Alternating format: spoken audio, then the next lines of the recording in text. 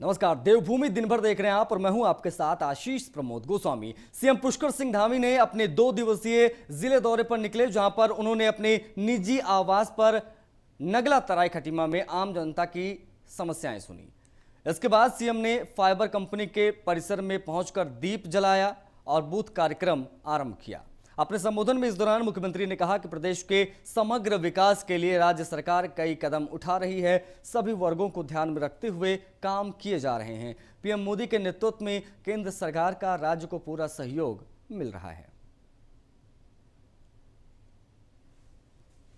आश्रम पद्धति, शहीद स्मारक, सरकारी अस्पताल हमारा और किसानों का इस समय धान की जो फसल है उसकी ठीक से तुलवाई हो, उसके लिए मैंने मंडी परिषद में जाके 2 क्रय केंद्रों का भी निरीक्षण किया है।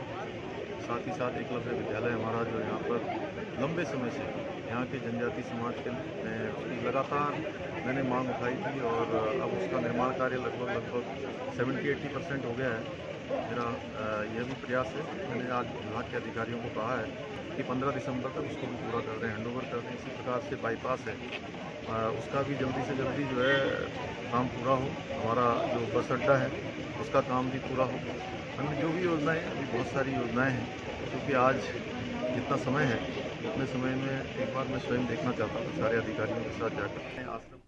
तो उत्तराखंड के दौरे पर पीएम मोदी 5 नवंबर को पहुंचेंगे, तो उससे पहले यही 30 अक्टूबर को अमित शाह देवभूमि पर हुंकार भरते नजर आएंगे। इन दोनों दिग्गजों के पहुंचने से कांग्रेस में बेचैनी देखने को मिल रही है। सबसे पहले ये रिपोर्ट देखिए और समझिए कि आखिर क्या मायने हैं इन 2 अहम और बड़े दौरों के।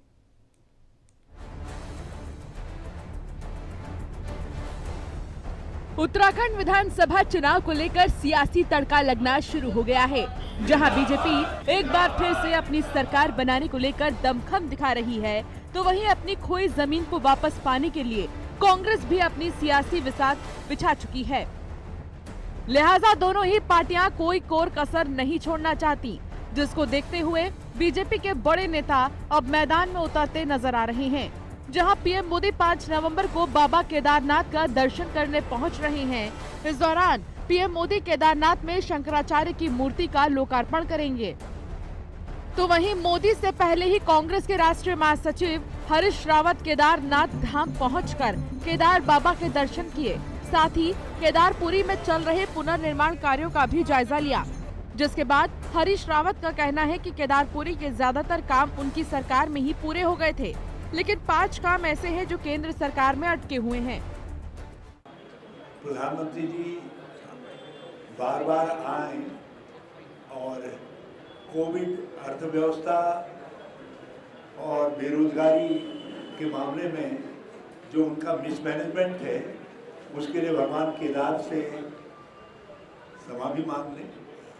और जो उनका डबल इंजन उत्तराखंड में फेल हो गया, नॉन स्टार्टर है, उसके लिए भी कहें भगवान ये गलती होगी, ये जो हमने डबल इंजन का जुमला दिया, ये भगवान केदार वो जुमला जो है फेल हो गया। मोदी के इस दौरे को लेकर मचे सियासी घमासान के बीच बीजेपी नेता शादाब शम्स ने कांग्रेस पर निशाना साधते हुए कहा कि कांग्रेस पीएम मोदी के दौरे से बेचैन हो रही है। भारतीय जनता पार्टी का कार्यकर्ता गदगद है और हम ये मानते हैं कि कांग्रेस के पेट का दर्द हमारी समझ में आ रहा है कि जैसे जैसे माननीय मोदी जी के आने के दिन नजदीक हो रहे हैं, वैसे वैसे कांग्रेस के पेट का दर्द बढ़ रहा है। पीएम मोदी के दौरे से पहले 30 अक्टूबर को देश के गृह मंत्री अमित शाह देवभूमि के दौरे पर पहुंच रहे हैं, जहां देहरादून में अमित शाह एक जनसभा को संबोधित करेंगे। अमित शाह प्रदेश बीजेपी की कोर कमेटी की बैठक लेंगे। इस दौरान वो पार्टी के प्रांतीय नेतृत्व में चुनावी तैयारियों की नब्ज टटोलेंगे। साथ ही सहकारिता विभाग की घसियारी कल्याण योजना का शुभारंभ करेंगे। इस योजना के तहत 7,771 सहकारी केंद्रों पर कम दरों पर चराएगी। ये केंद्र तमाम गांवों के संपर्क क्षेत्र में स्थित है। महिलाओं को अपने घरों के नजदीक ही हरे चारे की उपलब्धता हो सकेगी। पशुओं के लिए लाभदायक चारा आसानी से उपलब्ध हो सकेगा। 30 तारीख को हमारे देश के गृह मंत्री और सहकारिता मंत्री एक महत्वाकांक्षी योजना हमारी सरकार की मुख्यमंत्री घसियारी कल्याण योजना, उसकी यहाँ से लॉन्चिंग होने जा रही है। अमित शाह जी का दौरा उत्तराखंड में है। और ये दौरा एक तो एक घसियारी योजना जो प्रदेश के अंदर लागू करने का है, जिससे पहाड़ों में जो घटना होती है, घास काटने में महिलाएं गिरकर कई बार मर भी जाती हैं, उनको हरी घास का बैंक मिले अपने क्षेत्र में, इसके लिए ये योजना लागू हो रही। और दूसरा, एक चुनावी जनसभा को संबोधित करेंगे। इस चुनावी जनसभा को हमने अभी देहरादून तक सीमित रखा है। लिहाजा उत्तराखंड में दो बड़े नेताओं का पहुंचने का मतलब साफ है कि आगामी चुनाव को लेकर जिस तरह से तैयारियां चल रही हैं, वो कांग्रेस और अन्य पार्टियों के लिए लड़ाई को और चुनौतीपूर्ण बना दिया है। अब देखना होगा कि पहाड़ों की जनता किसको अपना खेवनहार बनाएगी। Bureau report, news 1 India. चलिए बढ़ते आगे। देहरादून में बीजेपी और कांग्रेस पर आम आदमी पार्टी ने दल बदल की राजनीति करने का आरोप लगाया है। आम आदमी पार्टी के प्रदेश प्रवक्ता नवीन पिरसाली का कहना है कि राज्य में बीजेपी और कांग्रेस मुद्दा विहीन है। साथ ही उत्तराखंड में बीजेपी दल बदल की राजनीति करके सत्ता हथियाना चाहती है। भारतीय जनता पार्टी, कांग्रेस इस प्रदेश में मुद्दा विहीन हो चुके हैं। इनके पास कोई जनहित के मुद्दे नहीं है। ये चुनाव जो है दल बदल पर इनका सत्ता हथियाना चाहते हैं, जो अब उत्तराखंड की जनता देगी नहीं। जिस प्रकार से हरीश रावत जी और हरक सिंह रावत जी के बयान कॉमेडी सीरियल की तरह रिलीज हो रहे हैं, उससे स्पष्ट है कि कहीं न कहीं कोई खिचड़ी पक रही है। दोनों का सॉफ्ट कॉर्नर एक दूसरे के प्रति ये दिखा रहा है कि हरक सिंह रावत जी कांग्रेस में जा सकते हैं। उनका एक सपना हमेशा से रहा है इस राज्य का मुख्यमंत्री बनने का, लेकिन दल बदल करके इस राज्य को लूटने वाले लोग अब उत्तराखंड के मुख्यमंत्री क्या विधायक भी नहीं बन सकते। उधर कांग्रेस ने विधानसभा चुनाव के लिए अपनी तैयारी तेज कर दी है। कांग्रेस ने बूथ स्तरीय कार्यकर्ताओं को चुनाव प्रबंधन में बड़ी जिम्मेदारी दी है, सौंपी गई है। इसके तहत मेरा बूथ मेरा गौरव नाम से एक विशेष अभियान की शुरुआत की जा रही है। इसके लिए बृहद प्रशिक्षण कार्यक्रम का भी आयोजन किया जा रहा है। वहीं इस प्रशिक्षण कार्यक्रम के लिए 5 सदस्यीय क्षेत्र के लिए 5 संयोजक नियुक्त किए गए हैं। कार्यक्रम अपने तरीके का एक अभिनव कार्यक्रम है, जिसमें हमारी सारी पॉलिटिकल गतिविधियों का जो अगले 2 महीनों में हम लोग राज्य भर में कर रहे हैं कार्यक्रम। उधर मसूरी में ताइक्वांडो अकादमी की तरफ से जोहेन sports taekwondo academy of Doon और ताइक्वांडो एसोसिएशन ऑफ उत्तराखंड के सहयोग से Mussoorie cup 2021 open national taekwondo championship का शुभारंभ किया गया। कैबिनेट मंत्री गणेश जोशी ने चैंपियनशिप का शुभारंभ किया। इस मौके पर देश भर से तकरीबन 300 खिलाड़ी चैंपियनशिप में पार्टिसिपेट करने पहुंचे। पहले दिन ताइक्वांडो की कई प्रतियोगिताएं आयोजित की गई, जिसमें खिलाड़ियों ने अपने हुनर का जौहर दिखाया।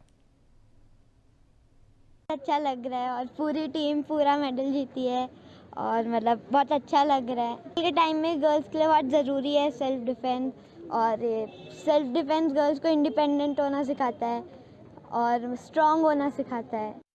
चल रहा है एंड कोविड के अंदर काफ़ी टाइम से बच्चे घर में थे, मतलब उन्हें प्रॉपर एनवायरनमेंट नहीं मिल पा रहा था अपने आप को उभारने का। एंड ये बहुत अच्छा है कि यहाँ पे चैंपियनशिप हो रही है और बच्चे आए हैं, लड़ेंगे। हारना और जीतना अलग अलग है दोनों, मतलब हार गया है तो भी कोई दिक्कत नहीं है, जीत गया है तो बहुत अच्छा है। एंड ये बहुत अच्छा है कि यहाँ पे चैंपियनशिप हो रही है, बच्चे आए हैं, खेल रहे हैं। लगभग 300 बच्चे प्रतिभाग कर रहे हैं, जिसमें उत्तराखंड, पंजाब, हरियाणा, चंडीगढ़, यूपी, आसाम और हिमाचल प्रदेश के लगभग 300 खिलाड़ी यहाँ भाग कर रहे हैं। किस तरीके से देख रहे हैं, किस तरीके का प्रोत्साहन इनको दिया जा रहा है, किस तरीके से काम आगे? सर, ये जो खिलाड़ी है, ये जो प्रतियोगिता है, ये कोविड के बाद एक बच्चों के प्रोत्साहन के लिए ही कराया जा रहा है, ताकि बच्चा का जो 2 साल से बच्चों का प्रैक्टिस नहीं हो पा रहा था, उसकी एनर्जी डाउन हो रही थी, किसी तरह से वो प्रैक्टिस नहीं कर पा रहा था, तो ये प्रतियोगिता उनको दोबारा पूर्ण जीवन जीवित करने के लिए प्रयास है। पूर्व केंद्रीय मंत्री और उत्तराखंड के हरिद्वार से सांसद रमेश पोखरियाल निशंक ने न्यूज़ 1 इंडिया से खास बातचीत की और बातचीत में कहा है कि प्रदेश की जनता सरकार के काम से बेहद खुश है। इस बार भी हमारी सरकार बनने जा रही है। देखिए, हमारे साथ बातचीत करने के लिए उत्तराखंड के पूर्व मुख्यमंत्री और वर्तमान में हरिद्वार से सांसद रमेश निशंक पोखरियाल जी हैं। सर, आज बैठक है आपके क्षेत्र के लोगों की, किन मुद्दों पे चर्चा हुई? असलियत में हरिद्वार के हमारे सारे पदाधिकारी, मंडल पदाधिकारी से लेकर ऊपर तक सभी लोगों को बहुत दिनों से मन था मिलने का। इधर आपको तो मालूम है कि कोरोना के इस गहरे संकट का मैं सामना कर रहा था। बहुत महीनों के बाद आज हमारा परिवार सब इकट्ठा होकर के मिल रहा है, तो आप बहुत सारी बिंदुओं पे बात भी करेंगे, मिलेंगे भी। सर, लगातार यशपाल आर्य के बाद अभी भी बयान आ रहा है, गोविंद सिंह कुंजवाल भी बयान आया कि बीजेपी के 6 विधायक हमारे संपर्क में। हरीश रावत जी लगातार ट्वीट के माध्यम से कह रहे हैं कि हमारे दरवाजे खुले हैं, बीजेपी के लोग संपर्क में हैं, जब तक राष्ट्रीय नेतृत्व हम लोग तय नहीं करेंगे किसी को भी हम कांग्रेस में नहीं ले लेंगे। भारतीय जनता पार्टी घर घर है। भारतीय जनता पार्टी का जो जनाधार है उत्तराखंड के अंदर, हम भारी बहुमत से सरकार लेकर आ रहे हैं। बिल्कुल, तो ये थे हमारे साथ पूर्व मुख्यमंत्री और वर्तमान में हरिद्वार से सांसद रमेश पोखरियाल निशंक जी, जिनका साफ तौर पे कहना है कि अमित शाह जी भी वहां पे जा रहे हैं और कहीं ना कहीं अब की बार भी उत्तराखंड में पूर्ण बहुमत की सरकार भारतीय जनता पार्टी की बनने जा रही है। वीडियो जर्नलिस्ट लोकेश के साथ पीयूष तिवारी, नई दिल्ली। हमारे साथ मुख्यमंत्री पुष्कर सिंह धामी से मुख्यमंत्री आवास में पूर्व मुख्यमंत्री विजय बहुगुणा ने शिष्टाचार भेंट की। उत्तराखंड के राज्यपाल लेफ्टिनेंट जनरल गुरमीत सिंह पौड़ी पहुंचे। पौड़ी के सर्किट हाउस पर राज्यपाल को गार्ड ऑफ ऑनर दिया गया, जिसके बाद विभागीय अधिकारियों के साथ समीक्षा बैठक हुई।